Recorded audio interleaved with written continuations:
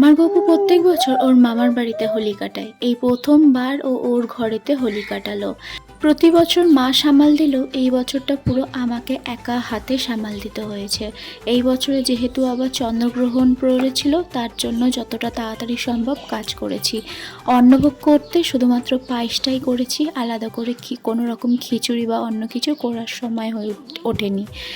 প্রত্যেকটা ঠাকুর পরিষ্কার করার পর তাদেরকে রং মাখিয়ে আবার তাদেরকে পরিষ্কার করে আবার নতুন বস্ত্র পরিয়ে তাদেরকে আবার তাদের আসনে বসিয়ে দেওয়া। তোমরা জানিও আমি আমার গোপালকে কেমন সাজালাম। গোপালের যা যা পছন্দ আমার মনে হয়েছে সেইগুলো সমস্তটা দেওয়ার চেষ্টা করেছি।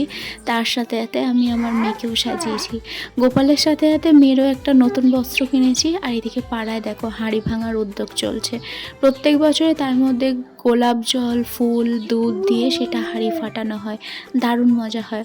এবার চলো শেয়ার করি আমি আমার মেয়ের হোলি। এই বছরটা ওর প্রথম। আগের বছরটাও অনেকটাই ছোট ছিল, সেরকমভাবেও রং মাখতে পারেনি, তাই এই বছরে খুব মজা করে দোল মেখেছে। চন্দ্রগ্রহণের জন্য বেশি রং মাখতে পারিনি, কারণ অল্পতেই মনটাকে শান্তি দিতে হয়েছে। প্রত্যেক বছর যেরকম ভূত হয়ে থাকি 4টে-5টা অবধি, এই বছরে 3টের আগেই সমস্তটা সেরে নিতে হয়েছে।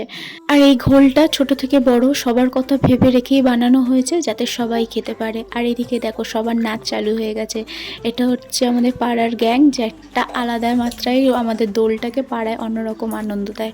যাই হোক, আমার দোলটা তো কাটলো এরকম হাসি খুশিতে। তোমাদের কেমন কাটলো জানিও।